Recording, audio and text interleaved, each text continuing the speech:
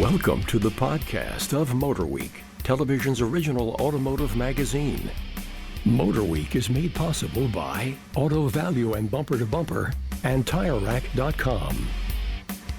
Here's your MotorWeek podcast host, John Davis. And thank you, Alec Webb, and welcome everyone to MotorWeek podcast number 330. I am indeed your host, John Davis.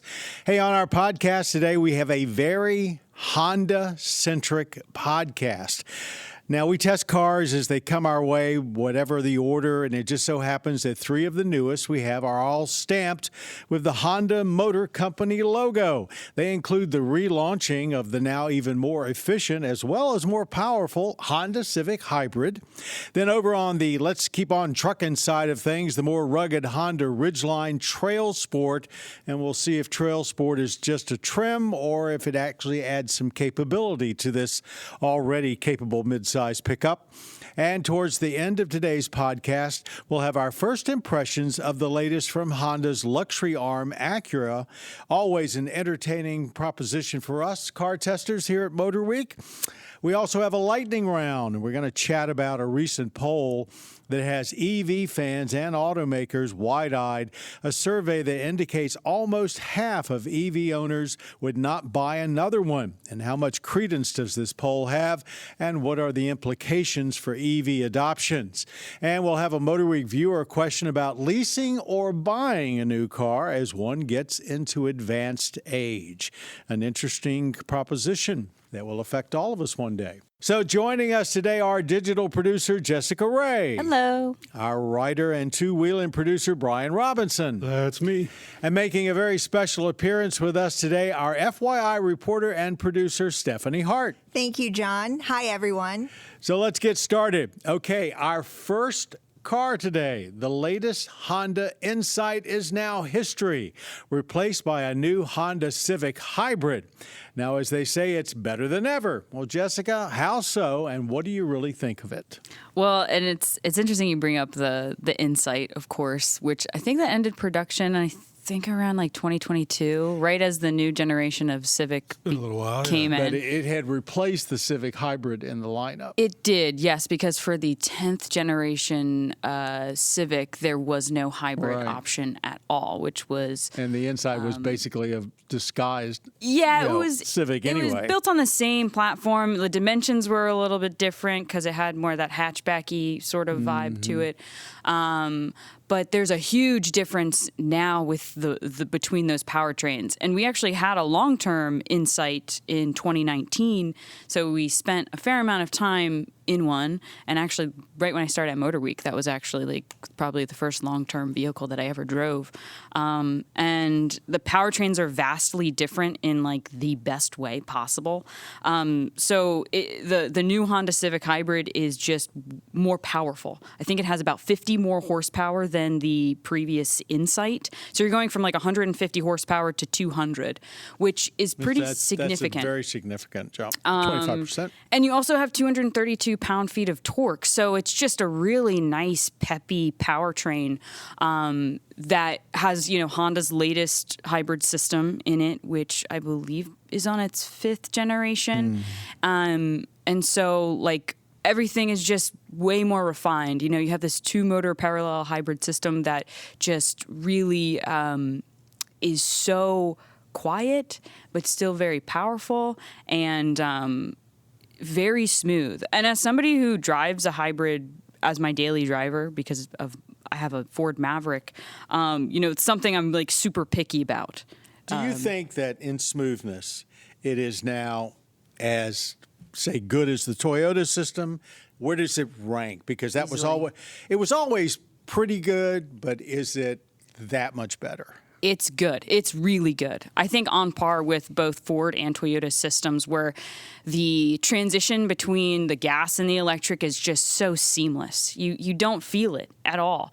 And one thing I will say, because the hybrid is only available on the 2 upper trims, so you have a sport hybrid and a sport touring hybrid on the Civic, the 2 lower trims aren't able to have a hybrid. They just have the 2-liter 4-cylinder.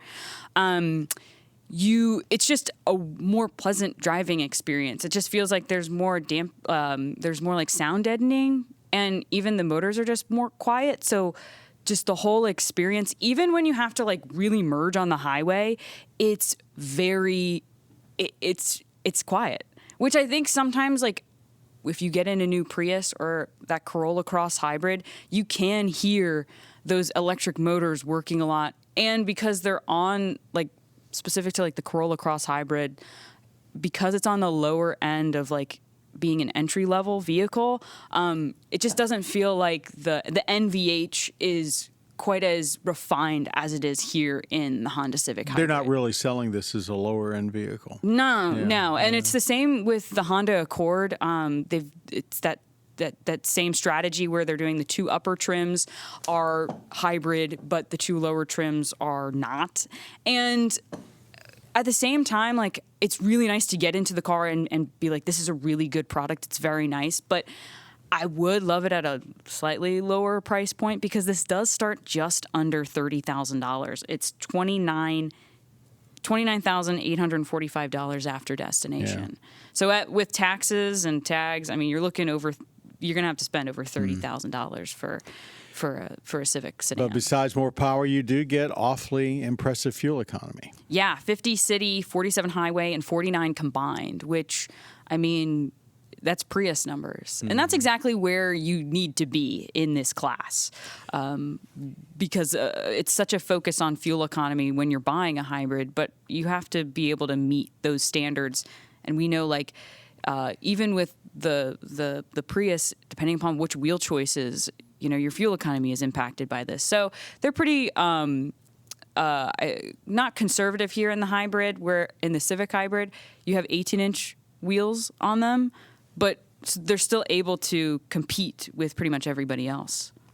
Anyone have any questions for Josh? No questions, just overall comments. It is intriguing, the strategy there with putting them in the upper, like you mentioned, the Accord and CRV too, I think. So it seems a little odd to me. I haven't driven it yet, obviously. I've driven the Accord, and it definitely is smoother than it used to be. But you're also, if you're going to compare it to the Toyota system, the gas engine, I think, runs a lot more, right? So there's less transitions happening.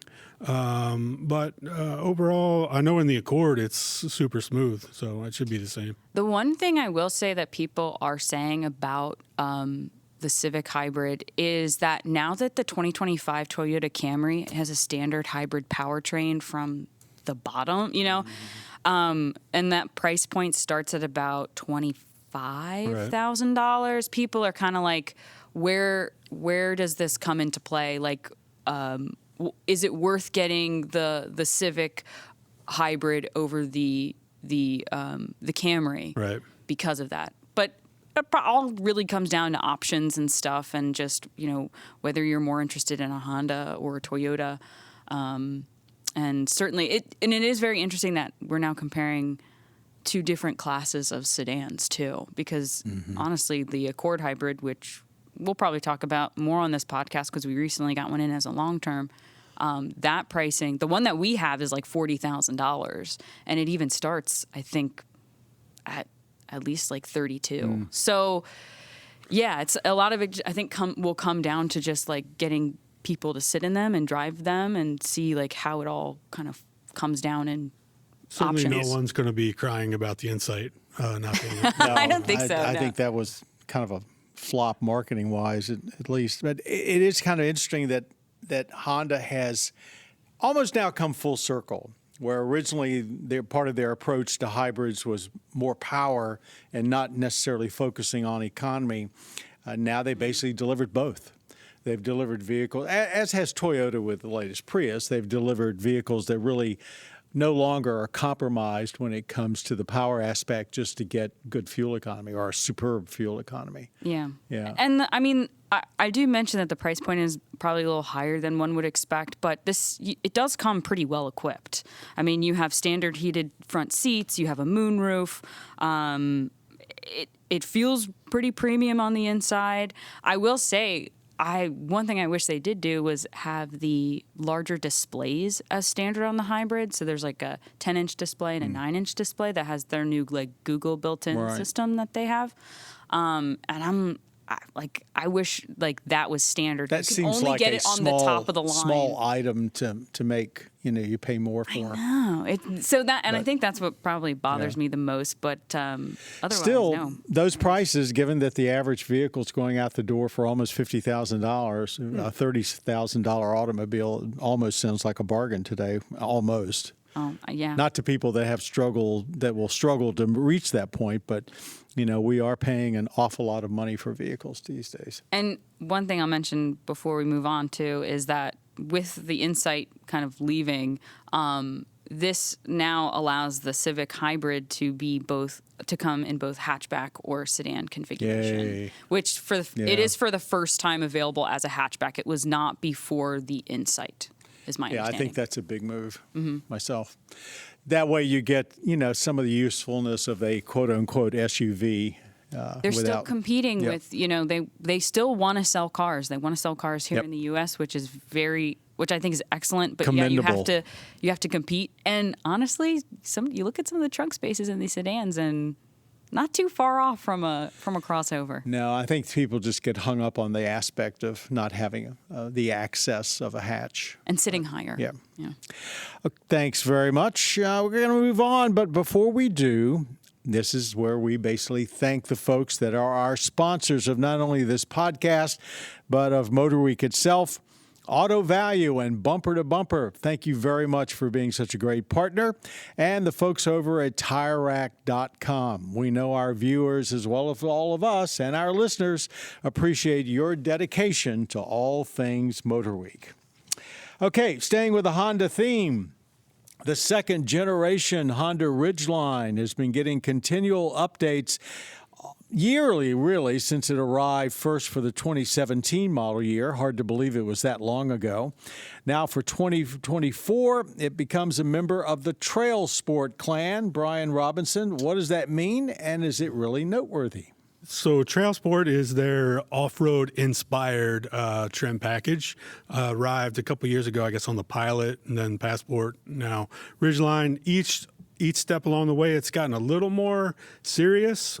This is the first one here in the Ridgeline to actually come with all-terrain tires, which is a big step if you do plan on taking it off-road. But just to back up a little Ridgeline history, of course, first gen came out in 2006, which was really goofy looking. Yeah. But it got super popular and Had came the out. flying buttresses. Yeah, and all that. but it had the in-bed trunk, Yep. it had the swing-out tailgate. Everyone loved it.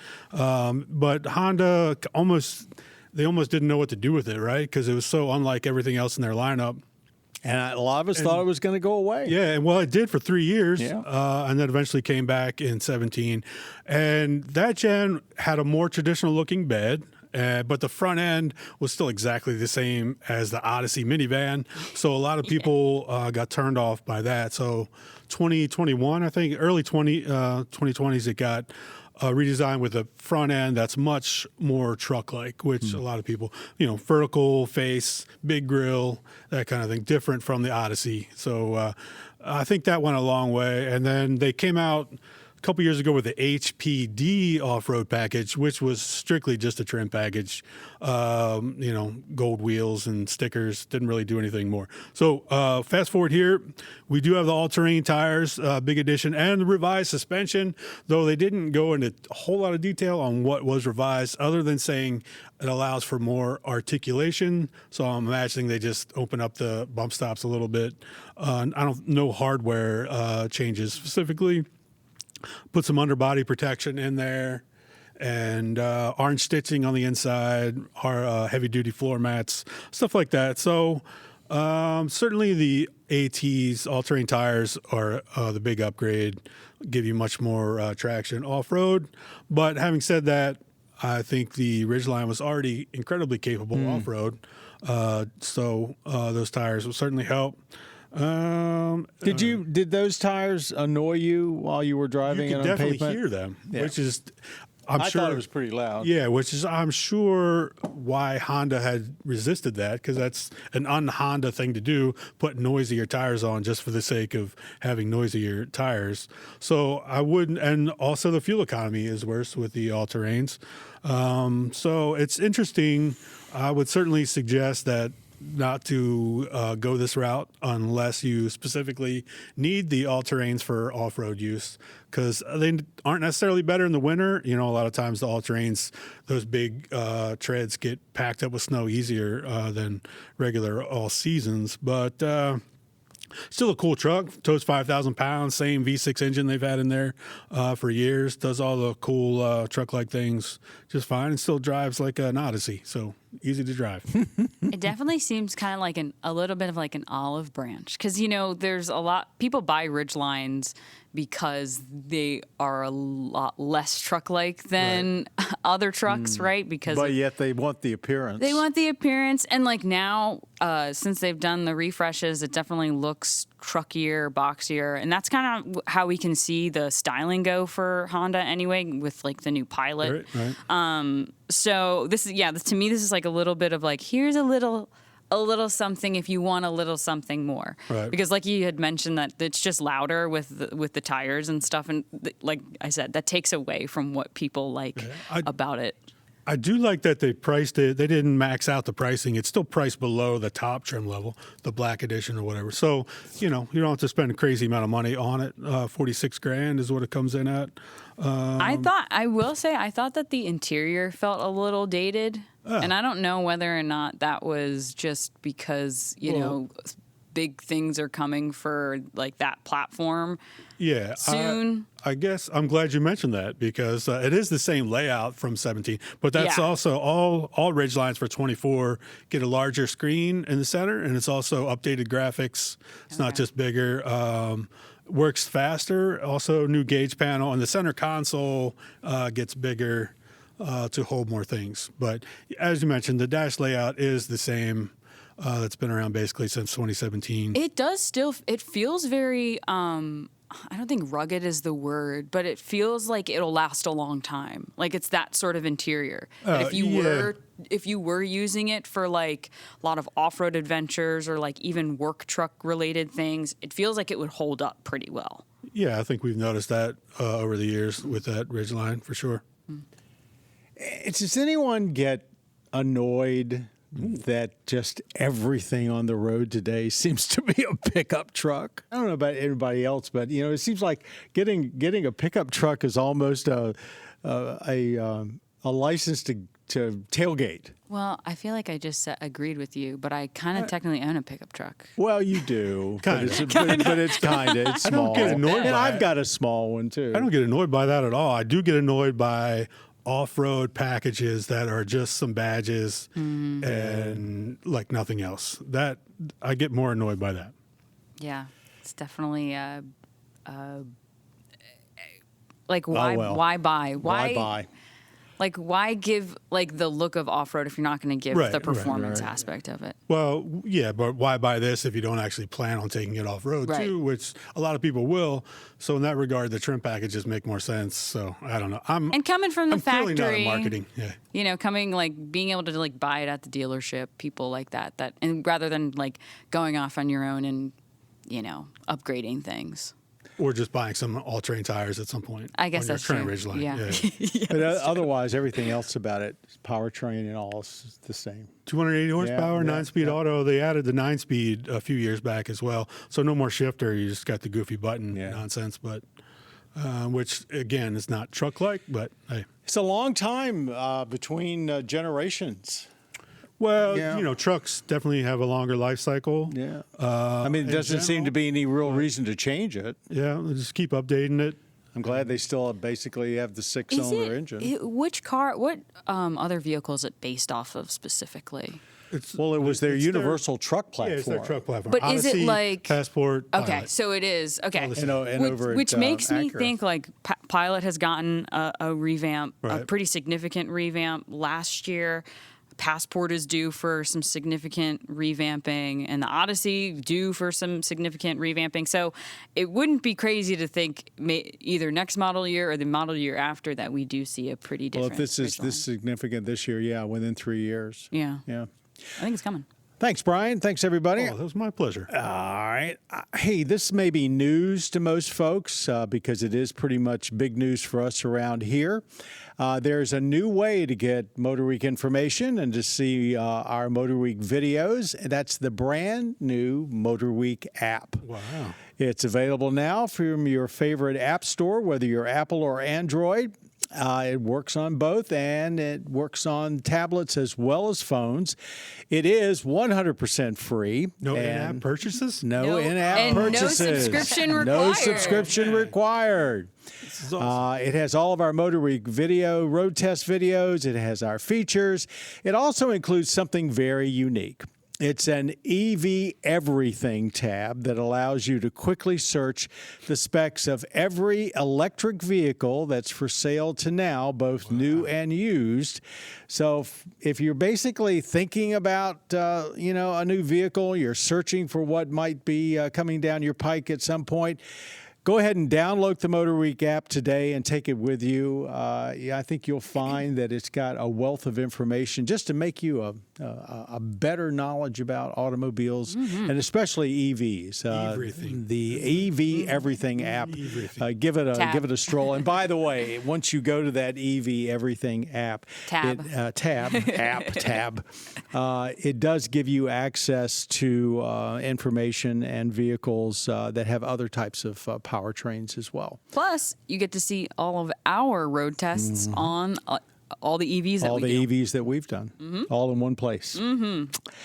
Okay, we're going to have a little lightning round conversation. In the old days, we used to ring a bell after everybody talked about 30 seconds, and we don't really do that anymore. I don't know where that bell I'm is. okay with We're not sure where the bell is.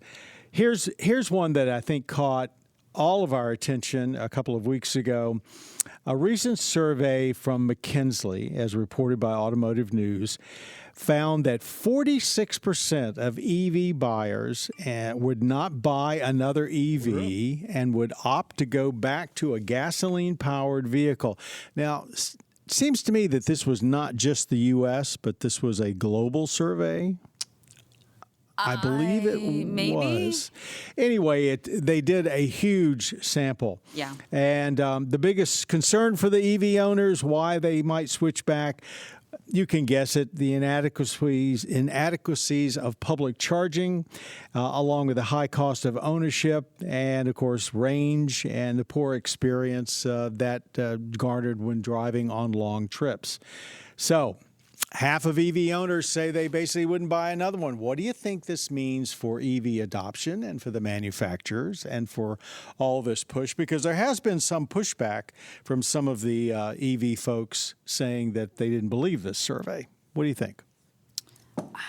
I feel like I would love to know the breakdown of like how many of these people own Teslas. And well, where? It had to be the majority of them. I guess so. Yeah. And even if it's the majority of them, it does surprise me a little bit. Because they have the best charging system. They do. And that's why a lot of people buy Teslas, because they're like, they're not even looking at other manufacturers because of how easy the supercharger network might be, like, say, where they live.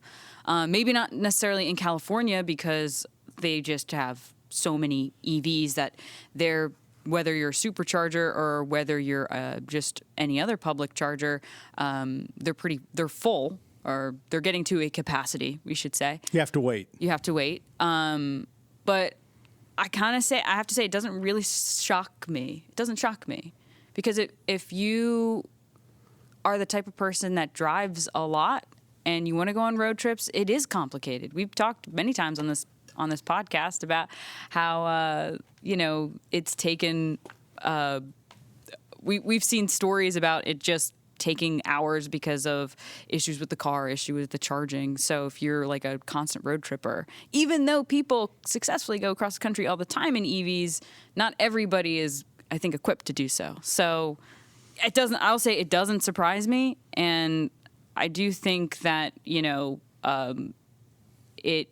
I think sometimes they do have a right to be concerned. Brian? That was much longer That was than 30 long, seconds. sorry. Yeah, I just went on. All right. So I'd be interested to know more about the survey, and that, like, if they hung out at a charging station and then asked people when they were there trying to charge and were frustrated because they couldn't charge. I don't think it was done that way. That explains the results. But anyway, where they ask people and when, I think, would influence it. But really, it's simple, people.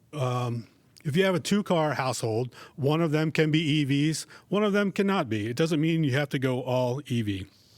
That way you got the EV when you short trips, gas engine vehicle for long trips. And if you are only a single vehicle household, get a PHEV. You can live the EV lifestyle as much as you want, have a gas engine for longer trips. That's the solution. Stephanie, any comments? Well, I certainly understand their concerns, and I do not think they're wrong, especially on the East Coast. Our infrastructure is not caught up yet in any shape or form, but hopefully that will change soon. Toyota and 7 other automakers have announced that they invested in the EV charging network Iona, so that could bring some positive change. This is going to offer a public network of fast chargers. They're already starting to go up. Do you know and this is probably off subject, but do you know what kind of plug they're going to use? Are they going to use the Tesla plug? Anybody know That's that? a whole thing. Yeah, That's anyway, a whole I'm thing. sorry, I didn't mean to interrupt. That's up in the air. Yeah. There's going to be 30,000 chargers, and they are starting to open now. So it's some good news. But yeah, I mean, like everyone said, when you try to go on long road trips, you really need to plan and map out everything. Some people don't like to do that. Also, the long waits at the charging stations, and some of the charging stations are broken. So, it's a problem that needs to be solved. I agree with all three of you. I don't think this comes as any big surprise, just from the aspects of what you've all mentioned. It's like, we've been, I'd say fed, but let's say it. We've been fed this idea that once you go adopt an EV, you're going to be the one for life, and maybe you will as a second vehicle, but not necessarily as a primary car. We're just too big a country. Yeah, I mean, Brian has the right of it. Like, plug-in hybrids are kind of the best of both worlds, even though people who are like really big EV fans do not like plug-in hybrids. But for so many people who just do a lot of around town driving, like most of your driving during the week is just like less than 30 miles every single day. Like, it's such a great compromise. But even normal hybrids are also another great compromise. Doubling your fuel economy. I have tripled my fuel economy from my Jeep, which was just a gas guzzler, to my Maverick, which, I mean, on long trips in the summertime, I'm getting over 40 miles per gallon. So, I think there's definitely a compromise here. Okay, let's transition from our lightning round to our viewer question right quick. And this is a first time I think we've ever gotten this question from Peter Hughes. He says, my wife and I are in our 80s and we would like a new vehicle. At our ages, should we consider leasing rather than buying? And leasing, for those of you who have done it, usually means a significant amount of money up front, although maybe less than a normal purchase down payment, and lower monthly payments. And at the end of a 2, 3, or 4 year lease, you give it back. Any comments? I wouldn't so much worry about the age, your age as a buyer, just more your financial situation would be a bigger. So if you have, if you could afford to buy it, then buy it. If you're trying to buy a vehicle that maybe you can't afford, leasing is a better option. But just because you're in your 80s, I don't think that should really matter. But I'm not quite there yet, almost, but not quite. Yeah, I echo what you say. Yeah, I definitely agree. Mm-hmm. Anything, Jess? I was thinking about this a lot because I think I would buy a car if I was in my 80s, if I knew I wanted to pass it down to somebody. Well, if I was financially able to do so, but like if you had a child or maybe like a grandchild, like you knew that car might go to somebody eventually, I think I would consider buying one. Leasing one, obviously, it'd be great if you're on a fixed income. That's something that a lot of our viewers do come to us and they say, we are on a fixed income. We can't just afford to just buy whatever we want. And also, if there's a car that you like, it's your dream car, too, right? And you're getting to the point in your life where you're like, you want to own, I don't know, a convertible, a nice luxury convertible of some sort, like, I don't know, just off the top of my head, like a LC500 or something. Mm-hmm. Potentially leasing it would be a really great option because you could budget for that and then you just give it back. And then who knows where you're going to be in, 3 years' time. Yeah. Maybe you will be driving, maybe you won't be driving. Who knows? Yeah, that would be my opinion on that. Mileage has a lot to do with it too. If you are in your 80s and you've got a lot of time in your hands and you're going to drive a lot, then leasing is not for you. Yeah, it depends on where your grandkids live, right? Yeah. So think about that, because most leases are 10 to 12,000 miles a year, or you pay extra and it starts getting really expensive. All of those are worthwhile considerations. Most people have never done leasing. When they do it, they sort of come away with mixed feelings after it's all done. I mean, you've got to be extra careful about dings and so forth. My parents have always sworn against it. Yeah. They're like, we would never lease a car. But then I have cousins where like all they do is lease cars. Yeah. So I think it comes down to mileage, though, and how much you can afford. But I think that point about maybe passing it on to one of your kids or grandkids is a good idea. It's a good thing to consider, too. Yeah, very good. Well, Peter, I hope that sort of helps you make that decision. I'm not sure we completely cleared it up for you, but great question. Thanks for writing in. Okay, our third new vehicle today, also from Honda by way of their Acura division, which has given us here at MotorWeek some of the most entertaining to drive, high-value luxury vehicles we've ever experienced. And they've got a new one for us to sample. It's the update of their largest and most popular SUV, the MDX. And Stephanie Hart is just back from driving it, so why don't you tell us all about it? Yeah, I drove it about 2 weeks ago in the San Diego area. It was a great experience. No changes have been made to the powertrain, and it still drives smooth yet sporty. So it's still V6. Correct. Okay. A V6 producing 290 horsepower. And then the Acura MDX Type S is still powered by a 3-liter turbo V6 producing 355 horsepower. So some of my favorite changes, larger infotainment screen that's completely touchscreen. It's 12.3 inches, and the screen has been moved about 4 inches closer to the driver, so it's very easy to reach. It also has Google built-in and wireless Apple CarPlay and Android Auto, which I really like. I think that's a great point for you to make, that it still basically works with both of those. Mm-hmm. A lot of people, when they saw Google, they thought, it's not going to work with Android Auto or Apple anymore. Yeah, and the great thing is that's all standard, so it's a really good value. It really is. That's a big screen for standard. And because it's a touchscreen, it gets rid of the touchpad, right? Yes, I was just going to mention that. The touchpad is gone. Thank a lot goodness. of people had difficulty using that. So Acura fans are definitely relieved to see that out of there. So that's nice. Also, it makes way for more storage in the center console. The center console has been redesigned. It looks really good.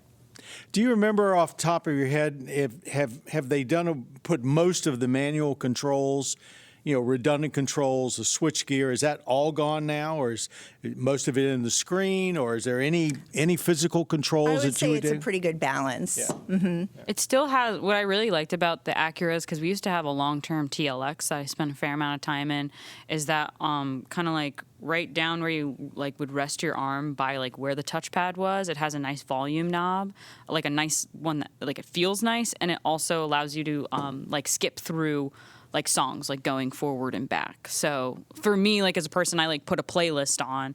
All I really want to do is just like search through songs, like just go forward or back and then play with the volume. So it still keeps that part of it, which is really nice. Speaking of volume, did you crank the 23 speaker? 31. Okay. 31 and 19. So, upper trim levels have 19 or 31 speakers. Do you have any hearing left? 11 speakers come standard. It's a great luxury Bang & Olufsen sound system. It's the first time Bang & Olufsen Yes, I did cruise along with some really nice music during my drive. I really enjoyed that. Yeah, we had the 24 in not too long ago. Correct. And that system cranked. I think, what did it have in it? Did it have a Bose? No, it was another brand, but it's not a brand. Wilkins? I don't remember. It was another brand. But this is the first time that they've just switched their contract or whatever to Bang & Olufsen, and it's a really impressive system. And I haven't experienced it in this MDX, but otherwise, can't wait to. So, what about driving it? Yeah, as I mentioned, it drives smooth yet sporty. I had an enjoyable time driving it. So Did that you was feel great. like it was big? I mean, this is their most popular SUV. And the largest. And what did you say at the beginning? It's the most popular three-row? Yeah, it's a luxury. three-row luxury SUV. Yeah. So that implies a lot of heft. Did you feel that when you were driving it? Yeah, I felt some of it. You didn't feel like it was necessarily small, but it didn't feel weighty. I mean, it felt good. I enjoyed the drive. Yeah. Anything else about it that you want to And it has bring good up? power. So it has some great new advanced safety and driver assistance features, which is really amazing. Also, the safety features are abundant. If you get, they come standard, which is really great.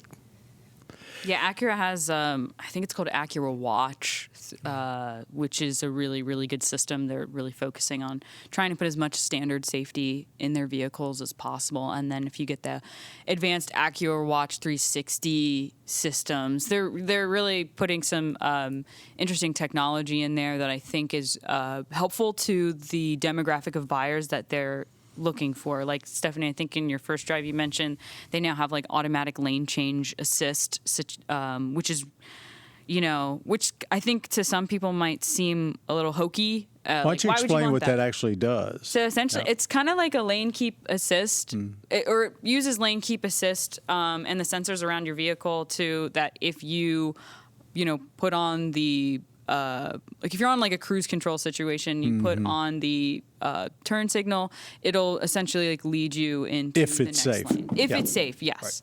So another thing that we get in from a lot of viewers and listeners is that when they're older and they're looking for a new vehicle, these are really important features for them. Whether it's driving during the day or maybe even driving during the night, it just inspires a bit more confidence in them. Maybe Peter should lease one. Yeah, What about appearances? Do they do any major changes there? It looks a little bit more aggressive, Yeah, the front fascia, which gets is a little- nice. It's a bolder look. Yeah. So all in all, would you, if somebody was coming to you and saying, I'm looking for a luxury SUV, I don't want to pay, a king's ransom for it, do you think you would recommend it? I think it's a good value for the money. So it starts at just under $51,000, not including destination. It's almost fees. inexpensive today. Yeah, it really is. And I like that you get a panoramic sunroof, a standard heated front seats, and all of that tech that I mentioned. I think it's a good value. And it has decent power, enough space. Looks good. Thanks very much. That's a good report. And by the way, thanks everybody for listening to our podcast today. And if you're wondering out there, we have a rant and rave. I have skipped it Man, we're again. so close. You do. We skipping I it. skipped it again every time. It's like, what do I have against rants and raves? You obviously have one. Well, I wanted everybody here to get the right. option to. You are the to have producer one. of this I've podcast. always got one in my back pocket if no one else has one. But if somebody else has one, they're free to talk about it. I sort of alluded to it earlier when I was talking about the pickup trucks. I do have a rant. I just came back from a couple of thousand miles on the interstates, and it's actually got a new wing to it. I've been ranting for quite a long while about this aspect of folks that buy, a lot of folks that buy full-size pickup trucks seem to think they can just bully everybody else off the road. So you're doing, whatever on the interstates, and they come up behind you, and of course they don't leave any kind of reasonable distance. They want you to move over, and that kind of road aggression is really getting to me. But now that's sort of been exacerbated by so many vehicles going with outsized tires, the tires that stick out beyond the fenders. And so they're taking up almost the complete lane while they're doing that. And that's not legal from the It's factory. not legal it's basically in many states. It is blatantly state? illegal. But it's one of those things that I don't think anybody can really enforce, or at least it would take enormous amounts of manpower. If you happen to own a full-size pickup truck out there, just, put your aggression in your pocket and drive like a sane human being, because the response from people that you come up to and try to bully off the road, well, guess what? they don't want to be bullied. They're going to slow down. They're going to stay in the lane. They're going to basically try and say, you can't push me around. And what ends up happening? Road rage. And that's taking some very nasty turns. So anyway, that's my rant for the day. Nothing new, but just maybe a little worse than it was before. All right. How about you? My rant was I think, or being behind a slow driver is sometimes very difficult, but being behind an inconsistent driver is the worst. Oh, gee, the you mean one up that's and going down because of their between 15 miles per hour? Like they're going the speed limit, and then who knows what's going through their mind? Or something they're popped up on their phone. Then they're now going under the speed limit. And to get to my mom's house, I have to drive on a lot of 2-lane roads because she's over in on the eastern shore of Maryland, or eastern shore of Delaware. And so I'm driving miles upon miles just on roads where you can sometimes pass people, but sometimes you can't pass people.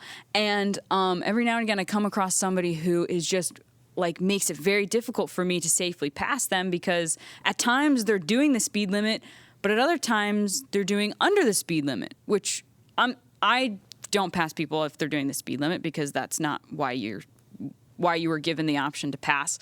So being behind people like that is so frustrating. And I was even behind somebody like that driving to work the other morning, and it was almost like they were possibly a new driver, because they just kept braking all the time, just braking, just nobody was in front of them. So I'm just But the situation Figure it you're out. talking about, I really do wonder if people are not basically using their phones.